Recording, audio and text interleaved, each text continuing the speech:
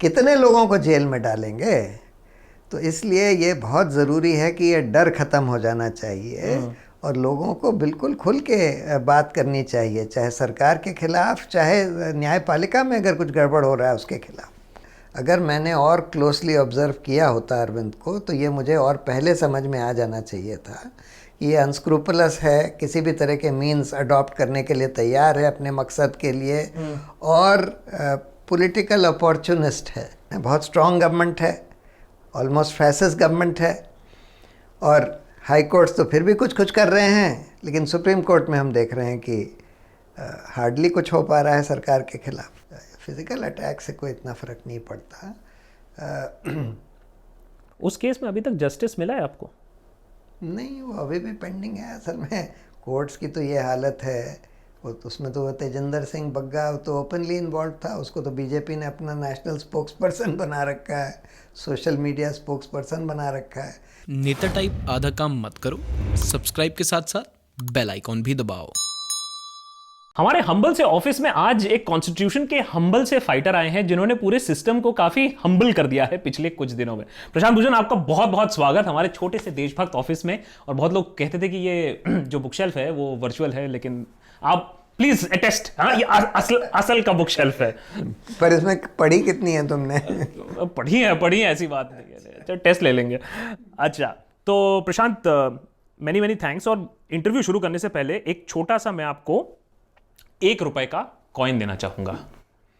ये historic moment है। हाँ, अच्छा, आप पूछिए अब ये ₹1 मैंने दिया क्यों? क्योंकि आपका तो ₹1 ऑलरेडी आपको मिल चुका है फाइन के लिए। तो क्यों दिया?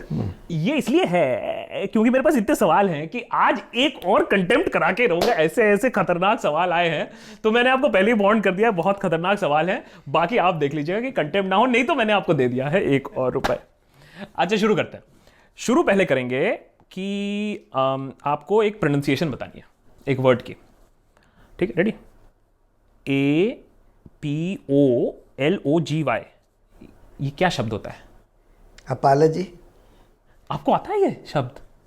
SORRY, सारी आता है आपको? मैंने आता है आपको? अपॉलजी क्या है बोला नहीं आपने, लेकिन आता है आपको? आता है। अच्छा, वो पेमेंट ₹1 का हो गया है अभी तक? नहीं, अभी नहीं, अभी हुआ नहीं है। अभी नहीं। अच्छा, सोच लीजिए आज रात को 8 बजे टीवी पे अनाउंसमेंट हो जाए, आज रात से ₹1 लीगल टेंडर नहीं है, तो फिर क्या होगा? चेक दे देंगे। अरे अच्छा, ठीक है, ओके, ठीक है। So Prashant Bhushan of course knows all the easy answers. Now tough वाले सवाल। ये सवाल प्रशांत मेरे नहीं है, ये सवाल हमारे जो देशभक्त के मेंबर्स हैं, हमारे कम्युनिटी मेंबर्स हैं, उन्होंने ये सारे सवाल दिए हैं। मैं फिट करने की कोशिश करता हूं, कितने हम फिट कर पाएंगे। रैपिड फायर भी नहीं करेंगे, लेकिन टाइम की कोई पाबंदी नहीं है, आप खुल के बोलें।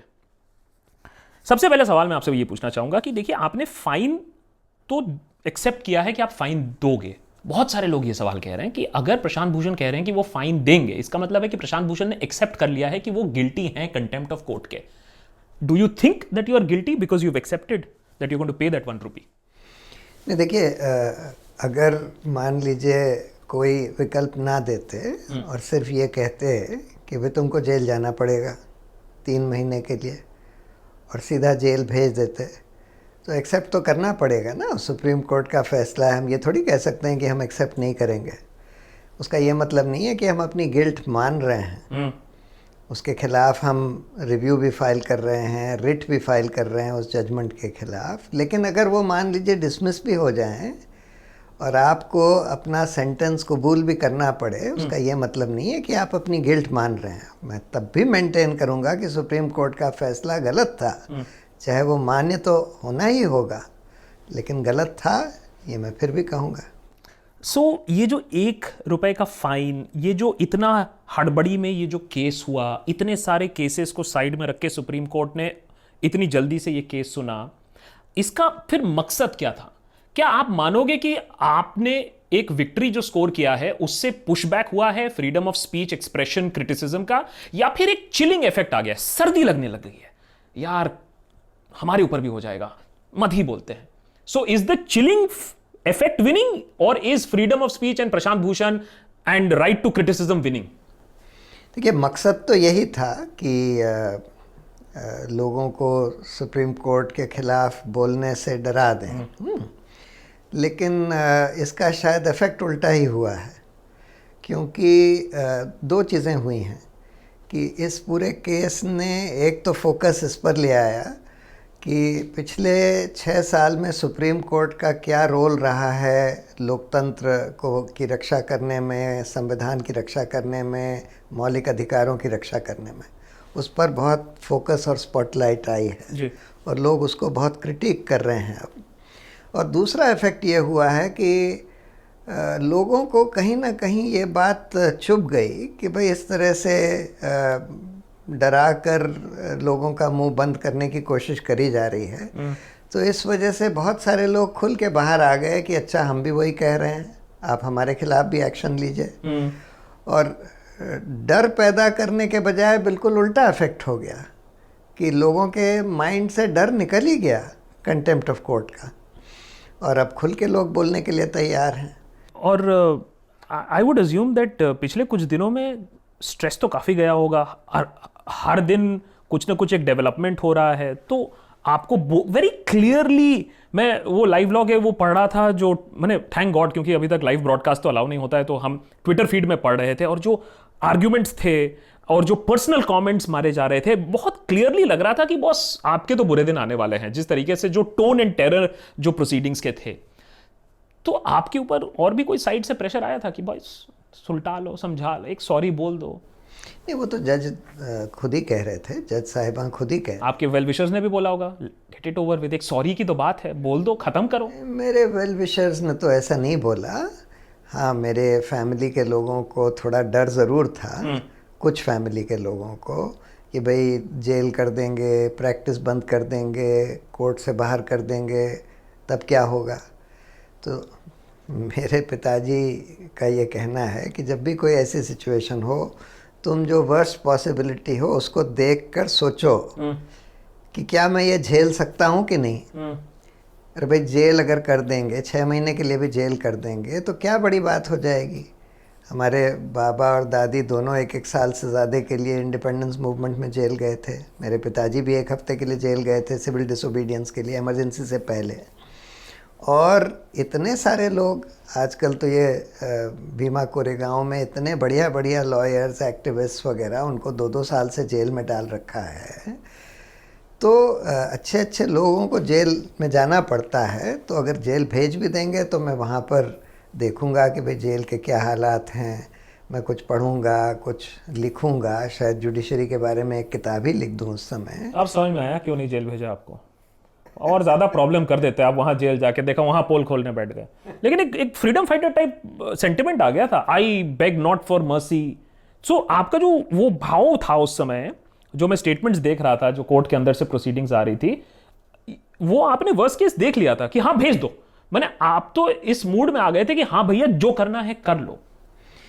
जी हाँ, क्योंकि ऐसा कोई प्रॉस्पेक्ट नहीं था। अगर मुझे प्रैक्टिस से भी बाहर कर देंगे तो मैं ट्रैवल करूँगा, इधर उधर टॉक्स दूंगा, हाई कोर्ट्स में तो कम से कम जाकर इम्पोर्टेंट केसेस बहस कर ही सकता हूँ।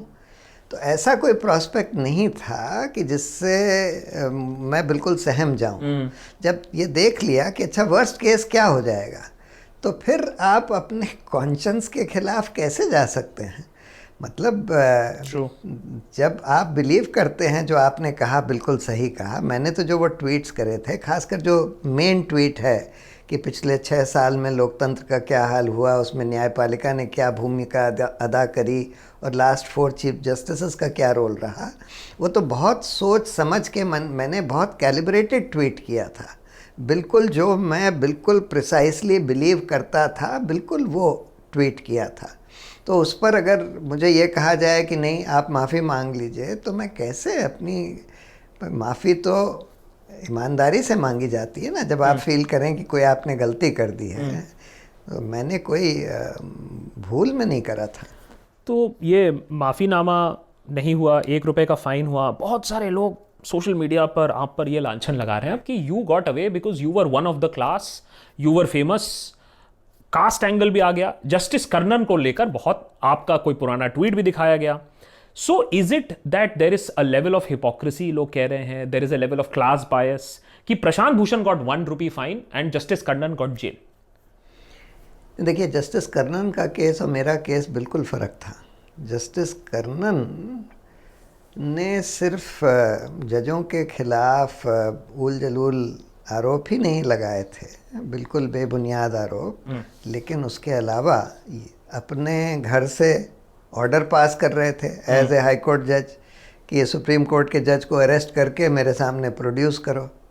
तो ये तो डायरेक्ट इंटरफेरेंस था with the administration of justice. ये सिर्फ स्कैंडलाइजिंग का मामला नहीं था, ये तो बिल्कुल direct interference with the administration of justice. लेकिन फिर भी उनको जेल भेजना चाहिए था या नहीं भेजना चाहिए था, इस पर दो राय हो सकती हैं। उनको रोका ज़रूर जाना चाहिए था, उनको जुडिशल ऑफिस से स्ट्रिप करा जाना चाहिए था, लेकिन जेल भेजने की शायद फिर भी उस केस में भी शायद ज़रूरत नहीं थी। हमारे जैसे लोग और जो सिविल सोसाइटी है, मैं सटायरिस्ट हूँ, उनके लिए ये कम से कम आप बताइए कि ये जो लक्ष्मण रेखा की काफ़ी बात हो रही है, आपके केस में भी लेकर बहुत सारा इस पर डिस्कशन हुआ था, लक्ष्मण रेखा क्रॉस नहीं होना चाहिए। क्या है ये लक्ष्मण रेखा? मैं क्या सुप्रीम, और बहुत सारे लोगों को तो ये भी समझ में नहीं आता है, बहुत लोग कहते हैं कि अरे आप कोर्ट का वर्डिक्ट को आप कैसे क्रिटिसाइज कर रहे हो। सो एक तो है कि लोगों को शायद ये भी नहीं मालूम है कि वर्डिक्ट क्रिटिसाइज हो सकता है, आप जजेस पर लांछन नहीं लगा सकते हो, वो दूसरी बात है। लेकिन आप अभी भी ये लक्ष्मण रेखा फिर क्या है? क्या मैं क्रिटिसाइज कर सकता हूं, क्या नहीं कर सकता हूं? देखिए, ये तो एक इसमें बहुत बड़ी प्रॉब्लम है कि किसी को नहीं पता कि लक्ष्मण रेखा क्या है। हर एक आदमी का डेफिनेशन लक्ष्मण रेखा का अलग होगा। कुछ लोग ये बोलेंगे कि अगर आपने ये बोल दिया कि जुडिशरी में करप्शन है तो आपने लक्ष्मण रेखा क्रॉस कर ली, ये भी आप नहीं कह सकते कि करप्शन है। कुछ लोग ये बोलेंगे कि अगर आप किसी पर्टिकुलर जज के ऊपर करप्शन का आरोप लगाते हैं तो ये लक्ष्मण रेखा क्रॉस करने की बात है। कुछ लोग ये बोलेंगे कि अगर आप बिल्कुल बेबुनियाद आरोप करप्शन का किसी जज के खिलाफ लगाते हैं जिसका कोई जस्टिफिकेशन नहीं है तो ये लक्ष्मण रेखा क्रॉस करने की बात है। कुछ लोग बोलेंगे कि अगर आप खराब नियत से आरोप लगाते हैं तब लक्ष्मण रेखा। तो इसलिए लक्ष्मण रेखा इसमें कहाँ है, क्या है, किसी को पता नहीं है और बहुत ही वेग और अनडिफाइंड जुरिस्डिक्शन है। सो देन ये जो केसेस आते रहेंगे, और आपका केस को भी लेकर व्हाट डू यू थिंक? आपका case was a waste of time. तारीख पे तारीख, तारीख पे तारीख हम इतने सारी चीज़ों पे देखते आ रहे हैं। 4G का ले लीजिए, 370 का ले लीजिए, students being locked over all over India का आप केसेस ले लीजिए। वो सब छोड़ के इस केस के ऊपर मैं मान लेता हूं court had reason to be scandalized, लेकिन आपको क्या लगता है even if it had reason to be scandalized, what is this hurry and what is this rush of the case? हाँ, उसका तो कोई वजह समझ में नहीं आई, क्योंकि बार बार कोर्ट से ये बोला गया कि भाई इस केस की हियरिंग ओपन कोर्ट में होनी चाहिए, क्योंकि इसमें बहुत सारी ऐसी चीज़ें डिस्कस करने की ज़रूरत है जो कि इलेक्ट्रॉनिक हियरिंग और वीडियो हियरिंग से नहीं हो सकती, और जब रेगुलर फंक्शनिंग कोर्ट की रिज्यूम होगी तब होनी चाहिए। दूसरी बात, मैंने एक चीफ जस्टिस को चिट्ठी भी लिखी थी कि भाई जस्टिस अरुण मिश्रा कई बार मुझे सिर्फ इस वजह से, क्योंकि मैंने एक बार जस्टिस खेर से बोल दिया था बिरला सहारा वाले केस में कि भाई अभी आपको इस केस की सुनवाई नहीं करनी चाहिए क्योंकि ये केस प्रधानमंत्री से संबंधित है और आपकी फ़ाइल चीफ जस्टिस बनने के लिए प्रधानमंत्री की टेबल पर पड़ी है। सिर्फ करीब 15 दिन बचे थे पुराने चीफ जस्टिस को रिटायर होने के लिए और इनका अनाउंसमेंट नहीं हुआ था तब तक। तो मैंने बोला था कि आप इसको उसके बाद लगाइए, अभी मत सुनिए इसको, क्योंकि अभी कॉन्फ्लिक्ट ऑफ इंटरेस्ट हो जाएगा। उस पर भी जस्टिस अरुण मिश्रा कहने लगे कि यही कंटेम्प्ट है। जस्टिस दीपक मिश्रा को मैंने ये बोला कि भाई आप ये मेडिकल कॉलेज स्कैम वाला केस मत सुनिए क्योंकि ये आपसे ही संबंधित है। उस पर उन्होंने बोला कि ये कंटेम्प्ट ऑफ कोर्ट है। उन्होंने उसके बाद उस केस में मेरे ऊपर मेरी संस्था के ऊपर 25 लाख रुपए की पेनल्टी भी लगा दी उसको डिसमिस करते हुए। उसी तरह से हरन पांड्या वाले केस में भी मेरे खिलाफ रिमार्क्स पास कर दिए थे। उसी तरह से ये अटॉर्नी जनरल वाले केस में भी। सो मैंने बोला था कि there is a reasonable apprehension of bias that I have against Justice Arun Mishra and therefore this case should not be listed before him, और आप किसी दूसरी बेंच को इसको ट्रांसफ़र करिए। लेकिन उस चिट्ठी को कोई तवज्जो ही नहीं दी गई।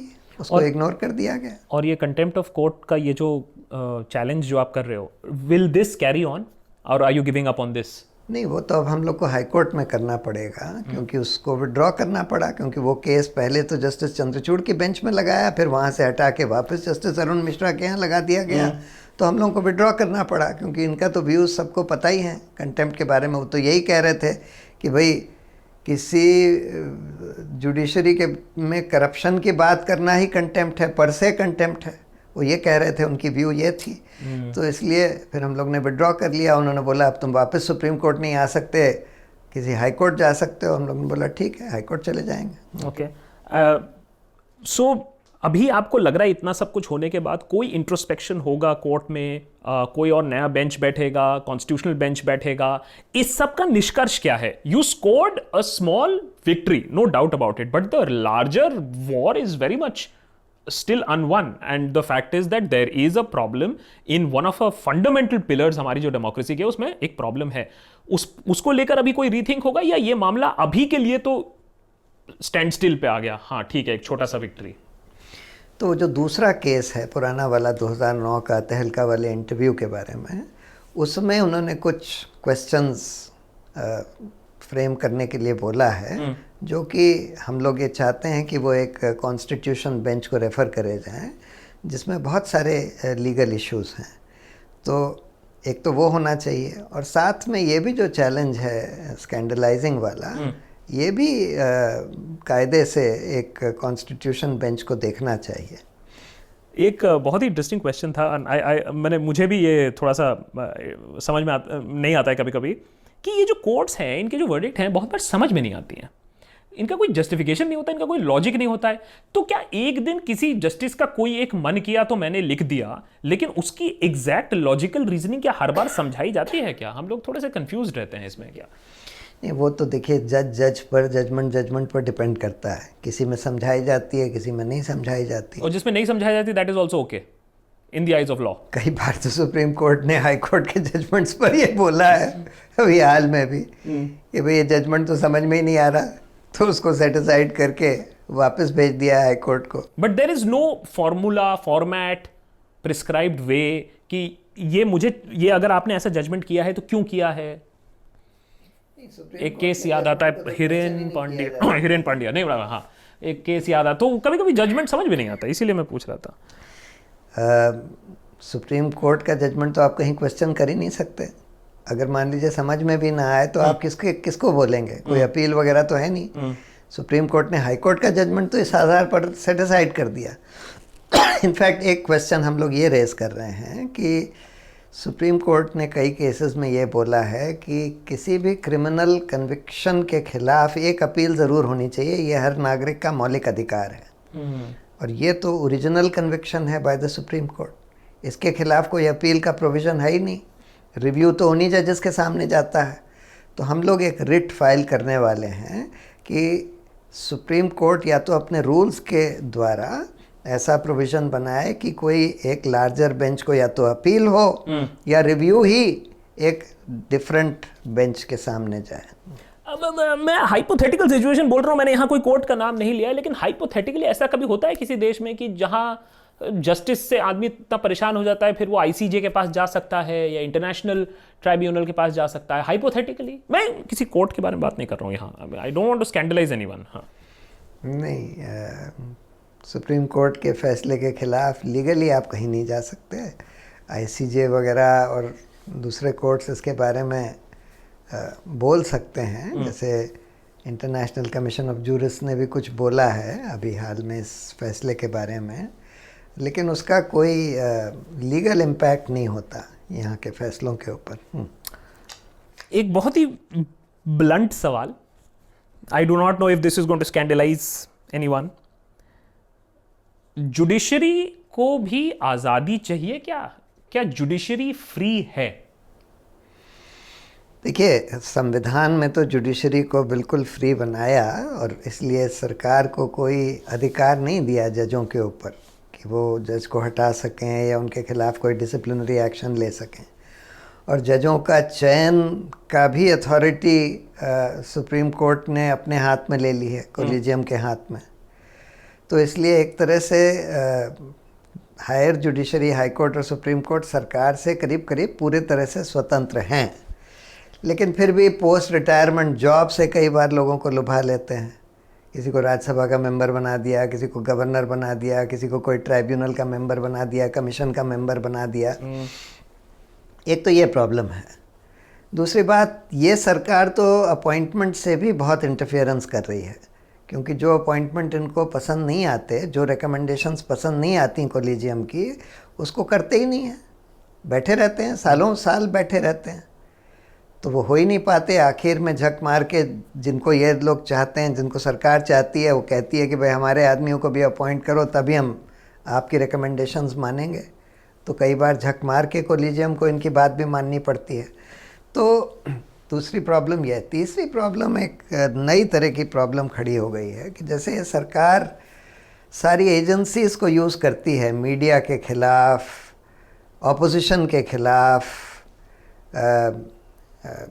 कई बार बिजनेसमैन के ख़िलाफ़।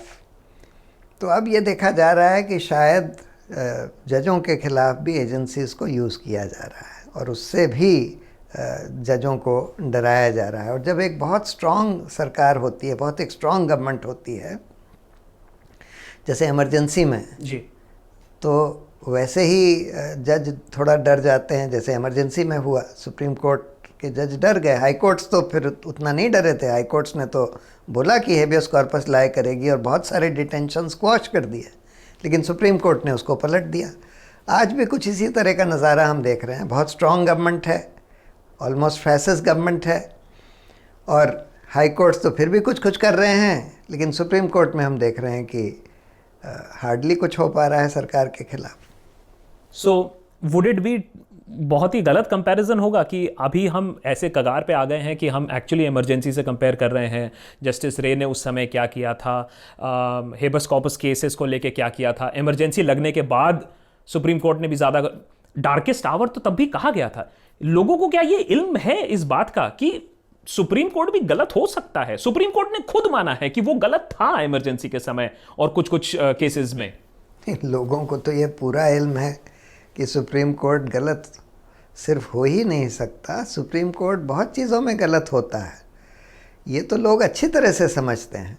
और ये जो भावना है कि भाई आप किसी को बोलने ना दें न्यायपालिका के खिलाफ, उससे कोर्ट की गरिमा गिर जाएगी, ये बिल्कुल गलत भावना है। उससे तो और गिरती है। अगर आप किसी का मुंह बंद करते हैं तो उससे और कंटेम्प्ट की फीलिंग अराइज होती है। किसी भी इंस्टीट्यूशन के प्रति जो रिस्पेक्ट है वो इससे नहीं होता कि लोग क्या कह रहे हैं। अगर लोग कुछ उल जलूल कह रहे हैं, बेबुनियाद क्रिटिसिज्म कर रहे हैं, तो लोग समझ जाते हैं कि भाई इसका कोई बुनियाद नहीं है। कोर्ट की रिस्पेक्ट तो उनके जजमेंट से और उनके बिहेवियर से आती है, और ये बात बिल्कुल 100% ट्रू है। और इसलिए कंटेम्प्ट ऑफ कोर्ट को इस्तेमाल करना जुडिशरी के लिए रिस्पेक्ट जनरेट करने के लिए, ये तो बिल्कुल गलत भावना है। इसका बिल्कुल उल्टा इफेक्ट होता है। हमने, और बहुत सारे इस ये वाले सवाल भी आए थे कि 370 को ले लीजिए, UAPA ले लीजिए, 4G ले लीजिए, नीट एग्जामिनेशंस ले लीजिए। ऑफ लेट ऐसा कोई बड़ा वर्डिक्ट आया है, कोई जजमेंट आया है जो सुप्रीम कोर्ट को दिखाता है कि बॉस सुप्रीम कोर्ट ने गवर्नमेंट को एकदम उसका उल्टा स्टांस लिया है? क्योंकि एक परसेप्शन डेवलप हो रहा है कि जो लोग चाह रहे हैं, जिसकी मांग कर रहे हैं, the conscience keeper of the constitution and the protector of the citizens, वैसा कोई वर्डिक्ट ऑफ लेट कोई आया है आपके अनुसार? कुछ साल पहले आया था राइट टू प्राइवेसी वाला, 1-2 जजमेंट्स उस समय आए थे, सबरीमला का भी, लेकिन उसको भी पलट दिया गया। सबरीमला के भी फैसले को पलट दिया गया बाद में। लेकिन बहुत कम आए हैं। पिछले, अगर आप अभी एक्चुअली जस्टिस अरुण मिश्रा आज रिटायर हो रहे हैं, तो उनके रिटायरमेंट पर कई स्टोरीज लोग कर रहे हैं उनकी लेगेसी के ऊपर, कि भाई जितने पॉलिटिकली सेंसिटिव केसेस उनके सामने आए और तय किए गए, उसमें क्या हुआ। करीब करीब हर केस में, 20 केस हैं, करीब करीब हर केस में वही फैसला हुआ जो सरकार चाहती थी। ओके, बहुत सारे लोगों ने ये भी पूछा है कि आपने, you stood up, you are fined 1 rupee, it is a victory, लेकिन अब आप उन लोगों के लिए क्या करोगे जो जेल में सड़ रहे हैं, चाहे वो स्टूडेंट एक्टिविस्ट्स हों, लॉयर्स हों? क्या प्रशांत भूषण उनके लिए भी इसी तरीके के जजमेंट और वर्डिक्ट के लिए लड़ाई करेंगे अब?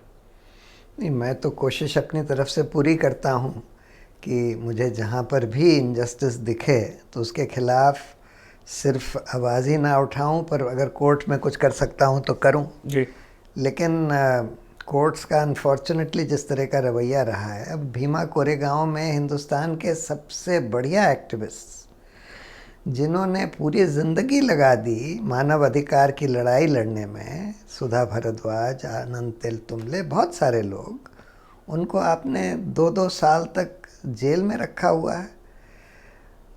कोई आधार नहीं है, एकदम बिल्कुल एब्सर्ड चार्ज लगा दिया कि आप प्रधानमंत्री को असैसिनेट करने की कॉन्स्पिरेसी कर रहे थे। जस्टिस चंद्रचूड़ ने तो अपने डिसेंटिंग जजमेंट में बोला भी था कि इसमें इतने सारे फैब्रिकेशंस दिख रहे हैं, इतनी सारी झूठी चीज़ें दिख रही हैं कि आपने उनके कंप्यूटर में मराठी के शब्द दिखा दिए, जबकि वो मराठी जानते भी नहीं थे वहाँ पर, क्योंकि वो पूना पुलिस के हाथ में था वो कंप्यूटर, आप कुछ भी डाल दें उसमें। इसमें जुडिशरी को एक्ट करना चाहिए था, लेकिन अनफॉर्चुनेटली नहीं किया। हम लोग सब उसमें लगे हुए थे, कोशिश कर रहे थे कि इन लोगों को छोड़ा जा सके। मेरे बहुत सारे दोस्त ही उसमें लगे हुए हैं कि भाई इतने बढ़िया लोगों को इतने साल तक आपने ऐसे बंद रखा है, बिल्कुल बोगस केस में, उसका ट्रायल भी नहीं होने दे रहे। मेरा आखिरी सवाल for the first part of this interview, और ये शायद बहुत लोग नहीं समझते हैं या मानने की कोशिश नहीं करते। हम लोग ने इतनी कोशिश की मेक इन इंडिया करने के लिए, study in India, stand up India, startup India, लेकिन जो फॉरेन इन्वेस्टमेंट्स है वो नहीं आती हैं।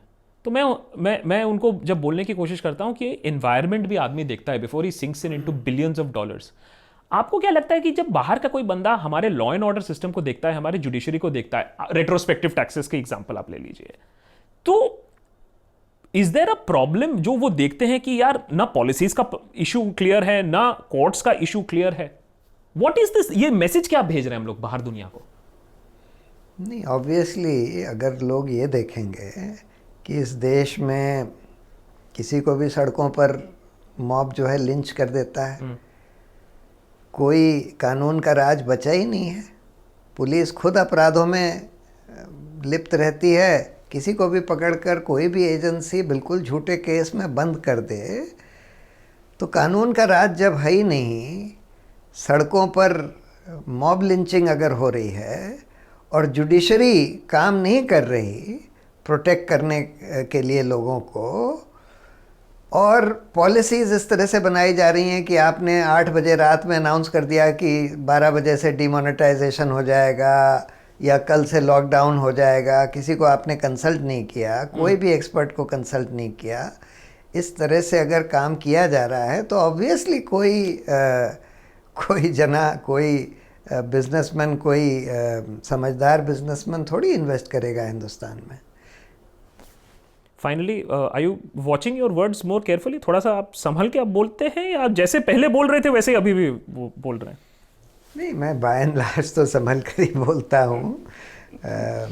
ये ठीक है कि मैं बेबाक तरीके से बोलता हूँ, यानी कि जो मुझे लगता है वो बात बोलता हूँ, और मुझे नहीं लगता कि उससे लोगों को हटना चाहिए या अपने आप को रोकना चाहिए सिर्फ इस डर से कि मुझे शायद कंटेम्प्ट के केस में या मुझे शायद सेडिशन के केस में फंसा देंगे वगैरह वगैरह।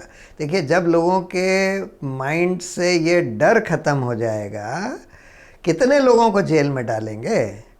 तो इसलिए ये बहुत ज़रूरी है कि ये डर ख़त्म हो जाना चाहिए और लोगों को बिल्कुल खुल के बात करनी चाहिए, चाहे सरकार के खिलाफ, चाहे न्यायपालिका में अगर कुछ गड़बड़ हो रहा है उसके खिलाफ। India against corruption, after so many years, जब आप सिचुएशन अब देखते हो इन हाइंडसाइट, आप जब लुक बैक करते हो, कोई रिग्रेट है इंडिया अगेंस्ट करप्शन में इतना जो बड़ा रोल प्ले किया आपने? Do you regret being there and doing what you did? Yes and no. No, because India against corruption एक बहुत इम्पोर्टेंट करप्शन के खिलाफ मूवमेंट था। लोकपाल एक बहुत इम्पोर्टेंट इंस्टीट्यूशन होना चाहिए, हो सकता है, हो सकता था उसको, ये दूसरी बात है कि आज इन लोगों ने करीब करीब ज़ीरो करके रख दिया है इस सरकार ने। करप्शन एक बहुत बड़ा इशू है और लोकपाल उसका एक बहुत इम्पॉर्टेंट सोल्यूशन था, लेकिन इन हाइंडसाइट मुझे ये लगता है कि उस पूरे मूवमेंट का फ़ायदा बीजेपी और मोदी ने उठाया और पीछे से उन लोगों ने ही इसको प्रॉप अप किया हुआ था। और अरविंद केजरीवाल ने बीजेपी वगैरह का पूरी तरह से सपोर्ट लिया हुआ था। और अगर मुझे ये पता होता, मैं उसको इतना क्लोजली नहीं देख रहा था कि भाई सपोर्ट किसका है और किस मकसद से ये सपोर्ट दिया जा रहा है, तब मैं शायद इस मूवमेंट का हिस्सा ना बनता।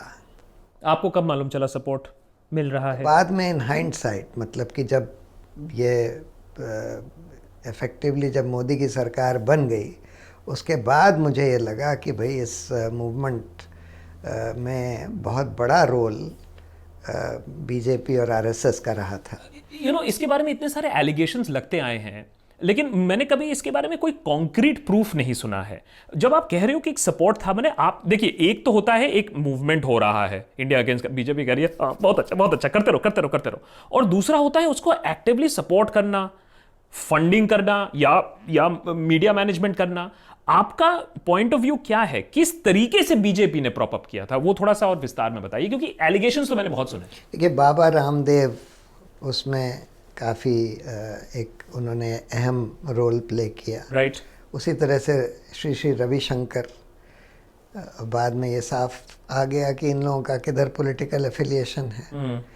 तो और फिर इन हाइंडसाइट ये भी दिख रहा था कि बहुत सारे जो लोग आ रहे थे, दिखने लगा, वो बीजेपी आरएसएस के लोग थे या बीजेपी आरएसएस से जो सिंपैथी रखते थे।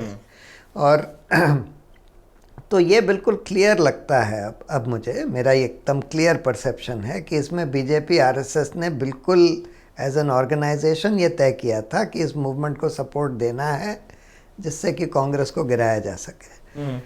और अनफॉर्चुनेटली ये हुआ और उसका फ़ायदा बीजेपी ने पूरा उठाया और उसी की वजह से एक तरह से मोदी जी पावर में आए।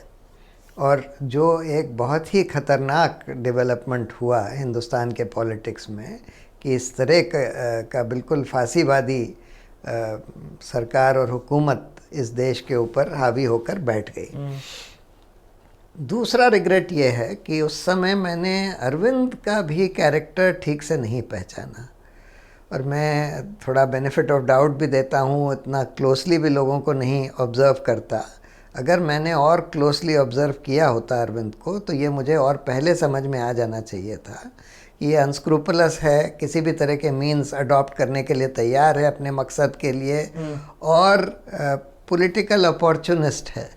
यानी कि कोई इसकी आइडियोलॉजी और प्रिंसिपल्स नहीं है, और जिधर उसको लगेगा कि भाई इससे इसका कोई पॉलिटिकल फ़ायदा हो सकता है, उधर मुड़ जाएगा।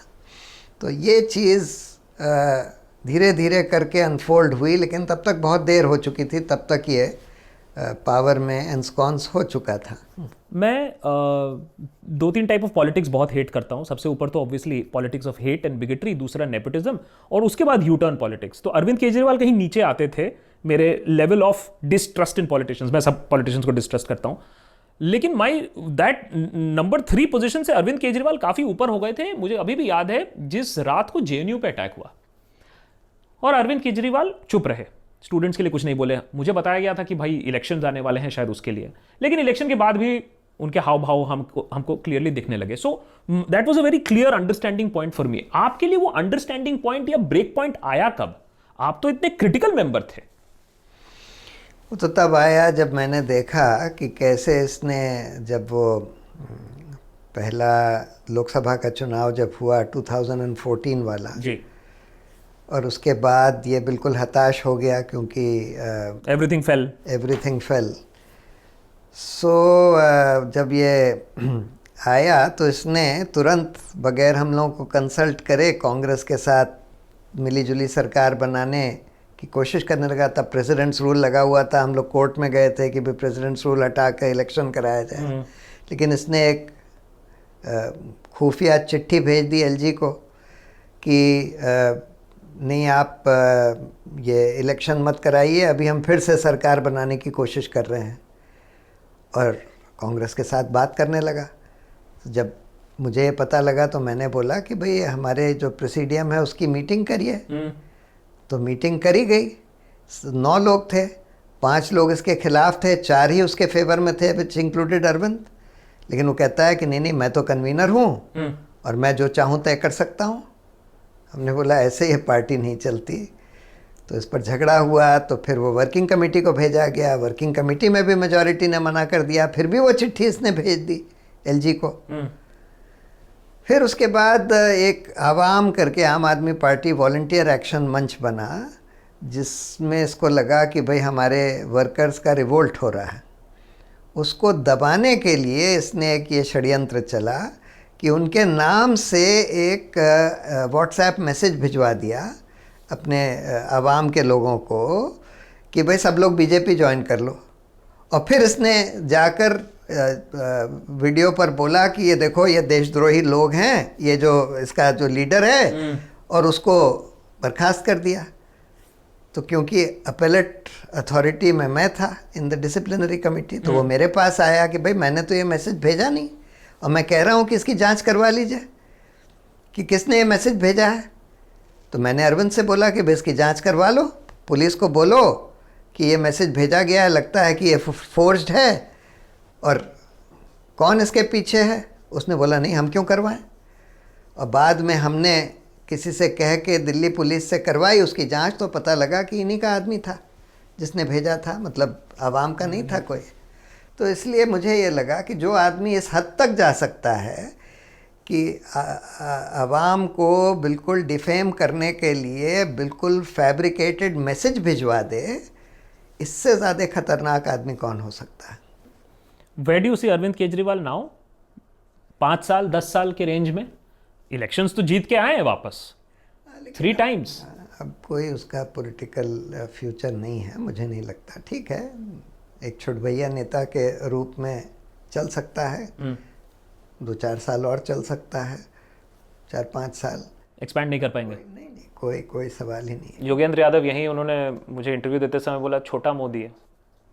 Do you agree? मतलब अगर उसको लगे कि भाई मोदी के साथ मिल के कुछ हासिल कर सकता है तो वो उसके लिए भी तैयार हो जाएगा। हाथ मिला लेंगे वो मोदी के साथ? हाँ, अगर उसको लगे कि उसका कुछ हासिल हो सकता है तो मिला लेगा। आशीष खेतान ने आपके खिलाफ प्रिंट में आर्टिकल लिखा है saying that you are selectively outraging on various issues. नहीं, अब तो खैर आशीष खेतान आम आदमी पार्टी में नहीं है, लेकिन वो एसआर का वाइस प्रेसिडेंट था, लीगल वाइस प्रेसिडेंट। और एसआर के खिलाफ मैंने 2G में भी और इसमें एक एसआर लीक्स का केस चल रहा है जिसमें उनके इंटरनल डॉक्यूमेंट्स मेरे हाथ लगे, किसी विसल ब्लोअर ने मुझे दे दिए, जिसमें ये निकल कर आता है कि वो हर तरह से किस तरह से सारे पॉलिटिशियंस को, ब्यूरोक्रेट्स को मैनेज कर रहे थे। वो केस अभी भी सुप्रीम कोर्ट में पेंडिंग है। अब आशीष खेतान का क्या मकसद है मुझे अटैक करने का, वो आप समझ सकते हैं। बट आपने भी काफी मनमोहन सिंह, कपिल सिब्बल, आपने भी काफी नाम गिनाए हैं। I mean, do you regret doing that कि आपने काफी कठोर शब्द का इस्तेमाल किया है? I mean, if I was to use the word Shikhandi जो आपने कहा है मनमोहन सिंह को, would you use that again? No, maybe I won't use that again. मतलब I think Manmohan Singh was in a way a somewhat weak person, but otherwise he was a decent man. He was certainly one of the most decent men in the Congress party. He was probably not cut out to be in active politics. That was not his cup of tea either. He was kind of pushed into that space. And he was not in a position to resist many of the things that he was being asked to do. Is Prashant Bhushan cut out to be in active politics? आप active politics में वापस जाएंगे अब? नहीं, मैं electoral politics में तो नहीं जाऊंगा, बट ऑफ कोर्स मेरा जो वर्क है एक तरह से पॉलिटिकल भी है। मैं जो बोलता हूँ, इस देश की पॉलिटिक्स को इन्फ्लुएंस करना चाहता हूँ, लेकिन मुझे ये पता है कि मैं इलेक्टोरल पॉलिटिक्स के लिए कट आउट नहीं हूँ. That is not my cup of T. जोर जोर से चिल्ला चिल्ला के आप अच्छा भाषण नहीं दे पाएंगे. अच्छा, अन्ना हजारे के क्या हालचाल है? बहुत लोग मुझसे पूछते रहते हैं, कभी दिखते नहीं है. मैंने इलेक्शन के बाद कहाँ चले गए? इल हेल्थ हो सकता है अब, बट मैं तो 2014 के बाद बात कर रहा हूं. वही वाला जो कॉन्स्पिरेसी थियरी है उसको ज्यादा फैनिंग भी इस बात में मिलती है कि एक आदमी जो इतना बड़ा इंसान बन गया था वो गायब कैसे हो गया. खैर, उसका तो मेन रीज़न ये है कि कोई जना उस समय तो अरविंद और उसकी टीम जो है वो उनको ग्राउंड लेवल सपोर्ट दे रही थी, जिसका हो सकता है कि और सपोर्ट बीजेपी आरएसएस वगैरह नीचे से दे रहे हों. तो जब तक कोई जना उनको ग्राउंड लेवल सपोर्ट नहीं देगा तब तक को कोई बड़ा आंदोलन उनके लिए करना बहुत मुश्किल है, स्पेशली एट दिस एज. सो क्योंकि वो ऐसा कोई ऑर्गेनाइजेशन है नहीं. सो और वैसे भी मतलब उनकी एज वगैरह भी है, उनकी इल हेल्थ भी है. So it's not, I don't think one should expect him to really do very much at this stage. इस अवस्था में जहां अभी देश है, हम एक्सपेक्ट कर सकते हैं कि जो भले लोग हैं वो पॉलिटिक्स में आए? बिल्कुल आना चाहिए. देखिए, पॉलिटिक्स दो तरह की होती है. पॉलिटिक्स में आप इलेक्टोरल पॉलिटिक्स में हो सकते हैं, या आप इलेक्टोरल पॉलिटिक्स में नहीं भी होते हुए आप पॉलिटिकल मूवमेंट में पार्टिसिपेट कर सकते हैं. सो पॉलिटिकल मूवमेंट तो हर तरह का हो सकता है. आज इस देश में कई तरह के पॉलिटिकल मूवमेंट्स चलाने की ज़रूरत है. एक पॉलिटिकल मूवमेंट बेरोज़गारी के मुद्दे पर, जैसे कि राइट टू एम्प्लॉयमेंट एक मौलिक अधिकार होना चाहिए, इस पर एक पॉलिटिकल मूवमेंट इस देश में चलना चाहिए. न्यायिक सुधार एक बहुत बड़ा पॉलिटिकल इशू है, उस पर एक मूवमेंट होना चाहिए, पॉलिटिकल मूवमेंट होना चाहिए, जो कि सिटीजन्स को करना होगा. क्योंकि ना तो जजों को इसमें कोई इंटरेस्ट रह गया है, ना गवर्नमेंट को कोई इंटरेस्ट रह गया है न्यायिक सुधार में. तो जो रियल स्टेक होल्डर्स हैं वो तो कंज्यूमर्स ऑफ जस्टिस हैं, जो आम आदमी जिसको न्यायपालिका, एक बढ़िया न्यायपालिका की ज़रूरत है जस्टिस के लिए. सो उन लोगों को खड़ा होना पड़ेगा इसके लिए मूवमेंट चलाने के लिए. जैसे इंडिया अगेंस्ट करप्शन मूवमेंट जी सिटीजन्स का मूवमेंट था. और जैसे सीए, तो आप कह रहे हो कि ऐसे और मूवमेंट, एक इशू बेस्ड मूवमेंट, ये आप कह रहे हो? बिल्कुल बिल्कुल, बहुत सारे इश्यूज हैं इस देश में. राइट टू एम्प्लॉयमेंट एक मुद्दा है, एग्रीकल्चर के मुद्दे हैं, इसके हेल्थ के मुद्दे हैं, एजुकेशन का मुद्दा है, एजुकेशन का बहुत बड़ा मुद्दा है. तो ये जो सीए के अगेंस्ट जिस ब्रूटैलिटी से जो क्लैम्प डाउन हुआ है, खासकर कि कोरोना के समय, ये क्या इसीलिए है क्योंकि सरकार रियलाइज करती है जो अगला पॉलिटिकल चैलेंज होगा वो किसी पार्टी से नहीं होगा, वो सिटीजन से होगा? बिल्कुल. और एक मैसेजिंग जारी है सिटीजन्स को, बेटा संभल के रहो, अंदर डाल देंगे. बिल्कुल, क्योंकि ऑपोजिशन को तो मैनेज कर लिया है. क्योंकि ज़्यादातर ऑपोजिशन पार्टीज़ में ऐसे लोग हैं जिनको आप, जिनके खिलाफ एजेंसीज लगाकर उनको ब्लैकमेल कर सकें. तो उनका मुंह तो आपने उस तरह से बंद कर दिया. तो बोलने के लिए अब सिटीजन्स ही हैं. जैसे एंटी सीए मूवमेंट में सिटीजन्स ही खड़े हुए. तो बिल्कुल कोशिश ये है सरकार की कि इन सब का मुंह बंद कर दिया जाए. इसीलिए भीमा कोरेगांव में इतने बढ़िया बढ़िया एक्टिविस्ट को अंदर किया है. इसीलिए दिल्ली राइट्स के केसेस में जो लोग एंटी सीए मूवमेंट में इन्वॉल्व थे, बिल्कुल पीसफुल, बहुत बढ़िया मूवमेंट था, बिल्कुल एग्जेम्पलरी मूवमेंट था. उसमें आप लोगों को पकड़ रहे हैं ये कह के कि भाई आप राइट्स करवाना चाह रहे थे, आपने कॉन्स्पिरेसी कर दी थी राइट्स करवाने की. एकदम एब्सर्ड. लेकिन यही है कि लोगों को डराने की कोशिश करी जा रही है. बहुत सारे लोग ये भी अब सवाल करते हैं कि ठीक है, हम मान रहे हैं कि प्रॉब्लम है, सरकार में आवाज़ उठाने की ज़रूरत है, लेकिन हम किसको सपोर्ट करें? क्योंकि सपोर्ट करने लायक कोई है नहीं.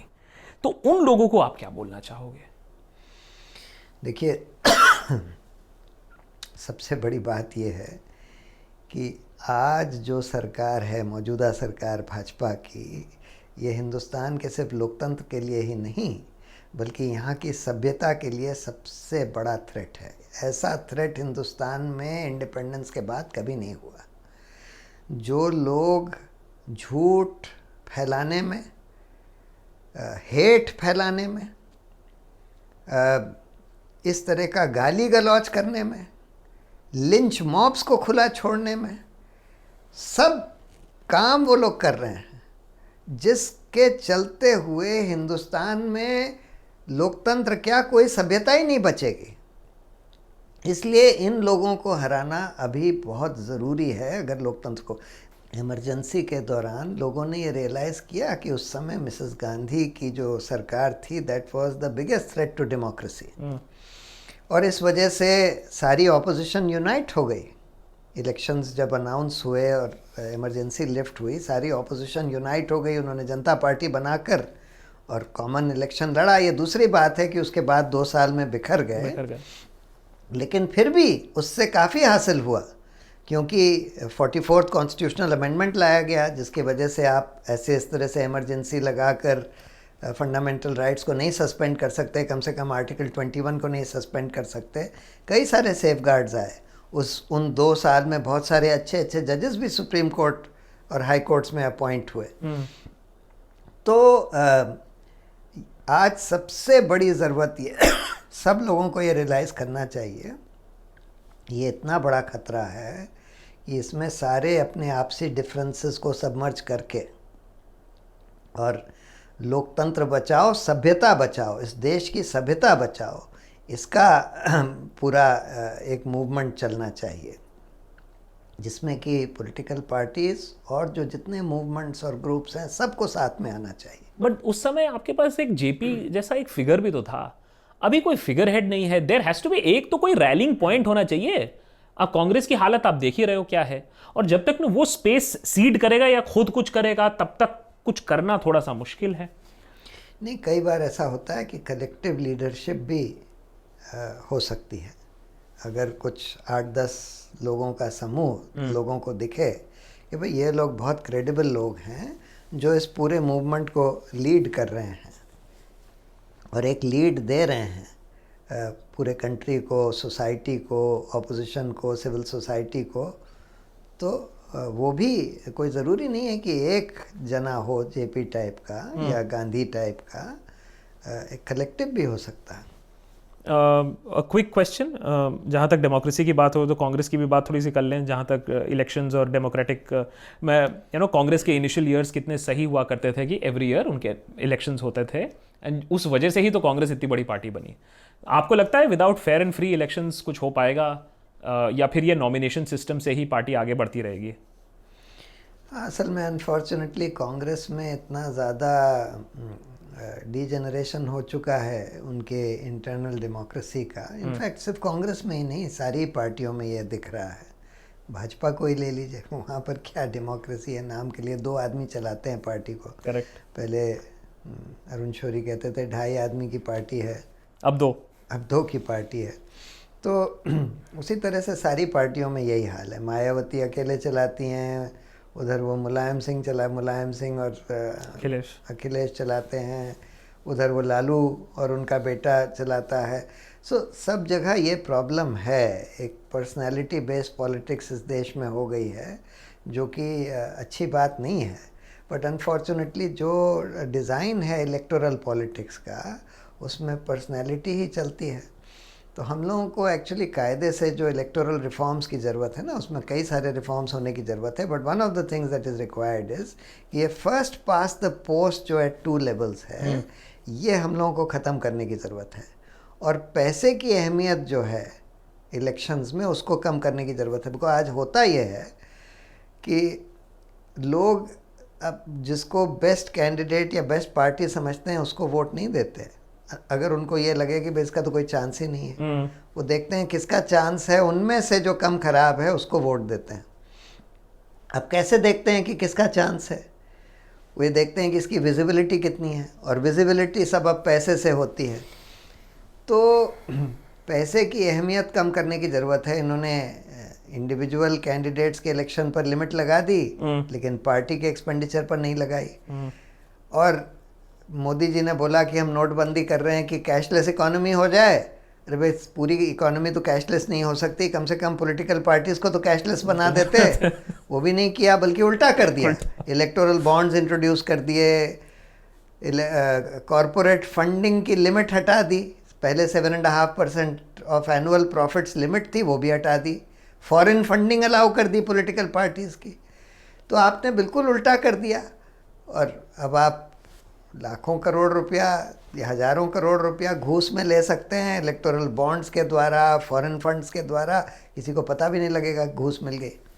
और इतना सब मसल मनी के साथ साथ मीडिया की भी बात आती है। द वे, और मैं तो मीडिया में काम कर चुका हूं, मैं खुद ही देखकर दंग रह जाता हूं। 10 साल मैंने भी काम किया मीडिया में, लेकिन जिस तरीके का कंट्रोल है, तो अभी डेमोक्रेसी को कितना खतरा है मीडिया से? ये गेम हम समझ पाए हैं कि नहीं समझ पाए हैं? कहां कहां से पैसा आ रहा है, कहां कहां विजिबिलिटी बढ़ाई जा रही है और नैरेटिव चेंज किया जा रहा है मेन स्ट्रीम में? ये तो एक बहुत ही बड़ा खतरा पैदा हो गया है कि जिस तरह से मीडिया को और इवन सोशल मीडिया का दुरुपयोग किया जा रहा है। पहली बात तो एक कम्युनल हेट फैलाने के लिए इतना ज़्यादा मेन स्ट्रीम मीडिया के द्वारा, जिसको गोदी मीडिया कहते हैं, उसके द्वारा कम्युनल हेट फैलाया गया है। दूसरी बात, ध्यान भटकाने के लिए इम्पॉर्टेंट इश्यूज से। अब ये सुशांत सिंह राजपूत का केस 2 महीने से चल रहा है, रोज़ हेडलाइंस पर यही चलता है, मतलब बिल्कुल बकवास ऐसी ऐसी चीज़ें चलाई जा रही हैं। तीसरी बात, लोगों में साइंटिफिक टेम्पर ख़त्म करने के लिए, अंधविश्वास फैलाने के लिए, क्रिटिकल थिंकिंग को डिग्रेड करने के लिए। इनफैक्ट मुझे याद आता है कि एक वो जेरी मैंडर ने किताब लिखी थी 70s के दशक में, 4 आर्ग्यूमेंट्स फॉर अबॉलिशिंग टेलीविज़न, जिसमें उन्होंने लिखा था कि टेलीविज़न का क्या इफ़ेक्ट होगा ह्यूमन साइकोलॉजी के ऊपर, ह्यूमन सोसाइटी के ऊपर, ह्यूमन बिहेवियर के ऊपर। उन्होंने ये सारी चीज़ें प्रिडिक्ट करी थी कि ये सब कुछ होगा, कि क्रिटिकल थिंकिंग की कैपेसिटी डिग्रेड हो जाएगी, अटेंशन स्पैन्स कम हो जाएंगे लोगों के, propaganda, people will become more amenable to propaganda. अब तो मतलब परसेप्शन इज़ एवरीथिंग, रियलिटी क्या है, फैक्ट क्या है, वो तो इरेलेवेंट हो गया है। आप ब्लैक को वाइट कह सकते हैं, वाइट को ब्लैक कह सकते हैं, और उसका परसेप्शन आप क्रिएट कर सकते हैं इस मीडिया के द्वारा। सो एक ये बहुत ही बड़ा खतरा पैदा हो गया है, इसको हम लोगों को सर्टनली डील करना पड़ेगा। एंड उसका एक तरीका तो खैर ये है कि सही चीज़ें लोगों के पास पहुंचाने की ज़रूरत है। जैसे कि अब ये कम्युनल हेट्रेड फैलाई जा रही है, तो हम लोगों को कोशिश करने की ज़रूरत है कि भाई communal and cultural diversity is our strength. जैसे biodiversity is our strength, same way communal and cultural diversity is our strength. एक दूसरे से अच्छी अच्छी चीज़ें हम सीख सकते हैं, ले सकते हैं, और यही हुआ है। लेकिन ये मैसेज लोगों के पास पहुंचाने की ज़रूरत है। आप लोगों के यूट्यूब, सोशल मीडिया और ये जो इंटरनेट मीडिया है, जो कि अभी सरकार के कब्ज़े में नहीं है, जो गोदी मीडिया नहीं बना है, उसके फिलहाल कितने दिन पता नहीं। हाँ, okay, fair enough. Let's come to the role of the citizen. ठीक है, मीडिया हो गया, ठीक है, ऑपोजिशन हो गया, सिटीजन के रोल पे आते हैं। बहुत सारा जो परसेप्शन बन रहा है, प्रोपेगेंडा बन रहा है, हिंदू खतरे में है, माइनॉरिटी खतरे में है, इकोनॉमी भी खतरे में अब दिख रही है आफ्टर -23.9% जीडीपी, लेकिन कॉन्स्टिट्यूशन खतरे में भी है। सबसे बड़ा खतरा कौन सा है अकॉर्डिंग टू प्रशांत भूषण? सबसे बड़ा खतरा तो हमारी पूरे सिविलाइजेशन पर है, सभ्यता पर है।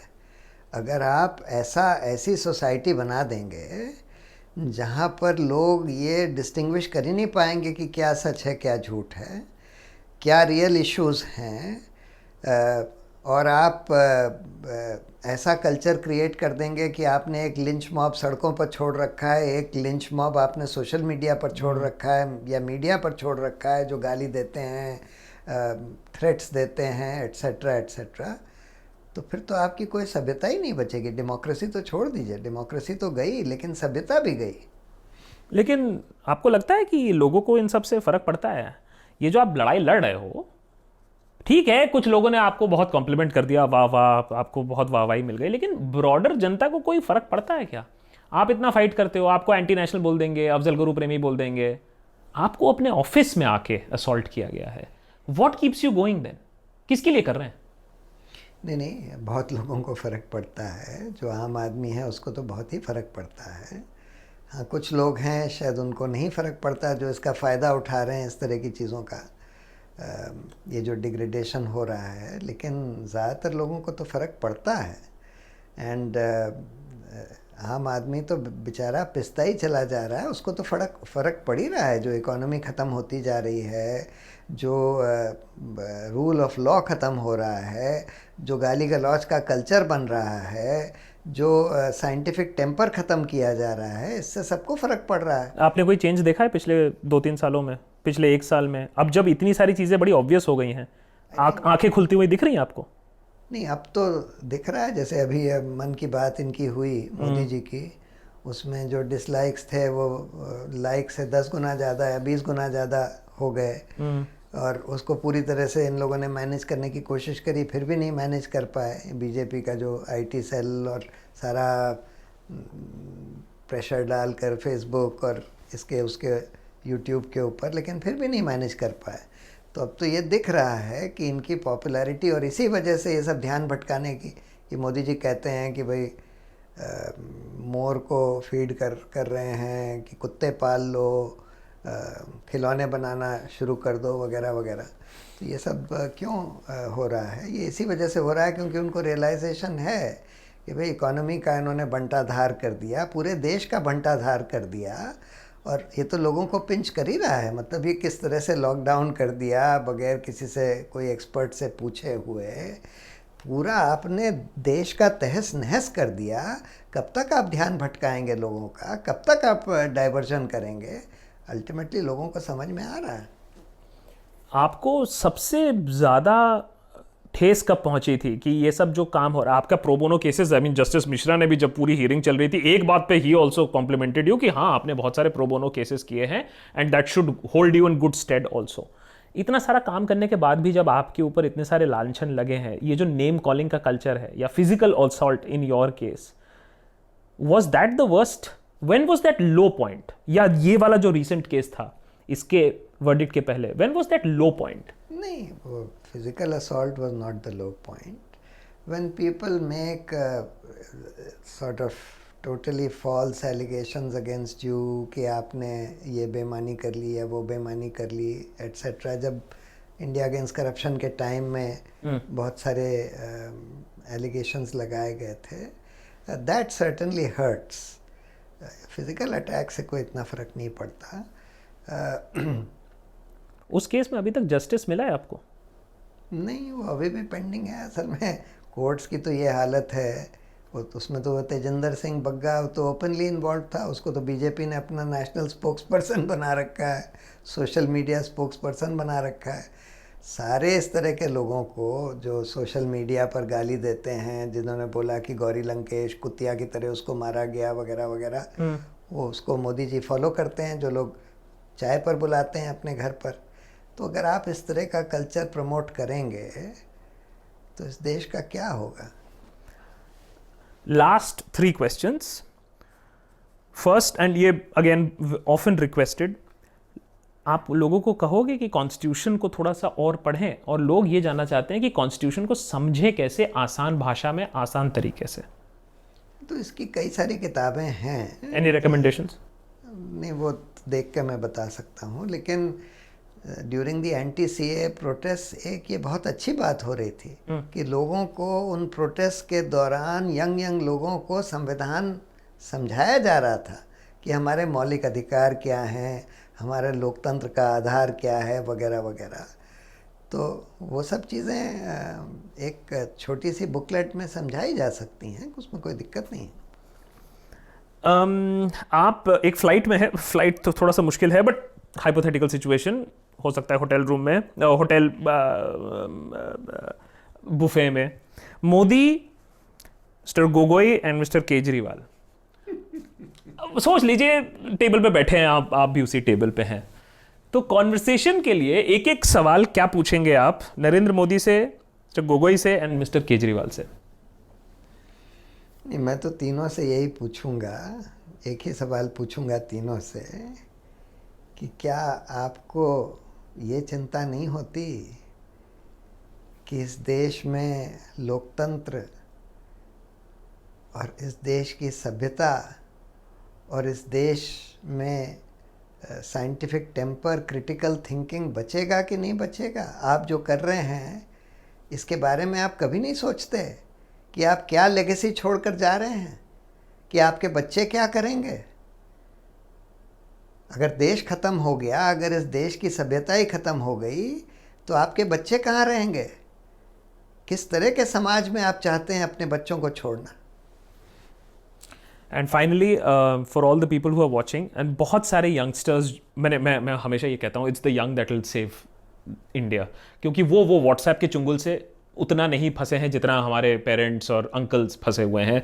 वो समझते हैं और वो ग्लोबल कल्चर्स देख रहे हैं, वो जानते हैं ये जो पॉइजन फैलाया जा रहा है। सो मुझे कभी कभी लगता है कि इनसे ज़्यादा आशा है। और रिसेंटली ये नीट का भी एग्जाम्पल आपने देखा है कि कैसे आवाज़ उठाई उन्होंने वो, और प्लस हमारे जो मेंबर्स हैं जिन्होंने ये सारे सवाल भेजे हैं, उनके लिए एक last message.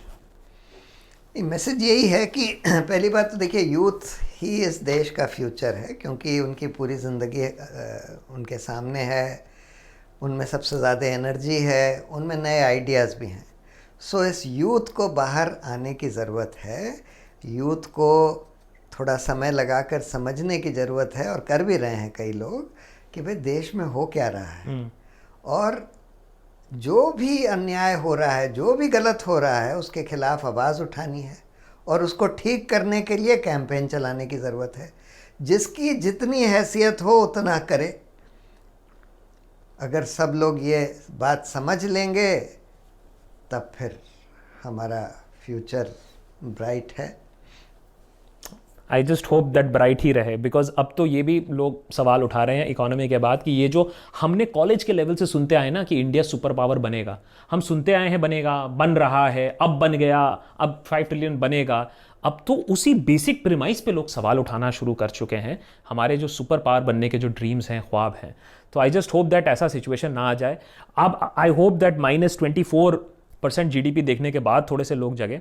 But thank you so much Prashant for coming, it was really a great pleasure, and I hope that ये डिटेल में लोग इंटरव्यू देखें, समझे, and thanks a lot for coming. नमस्ते करेंगे हम, क्योंकि अब अभी देखिए ग्लोबल हो चुका है। नमस्ते सबका, नमस्ते। Thank you so much Prashant. Thank you.